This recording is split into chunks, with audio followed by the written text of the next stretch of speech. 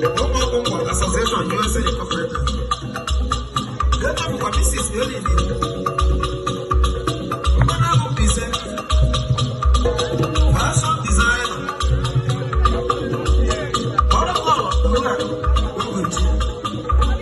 Our dear one of our America. Data for Uguchi.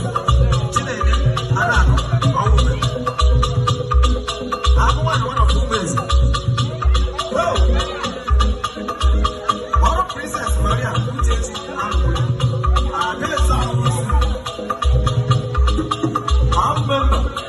Umu-Okpu Ngwa Association USA Incorporated. Mrs. Grace Oyoma Alicia. That Grace Oyoma. No, all of Mrs. Ola has been.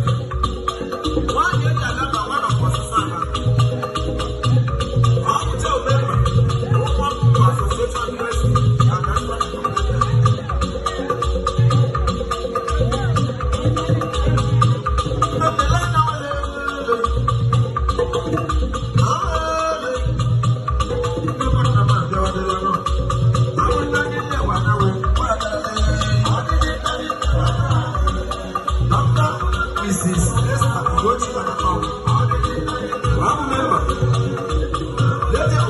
Mrs. Adam,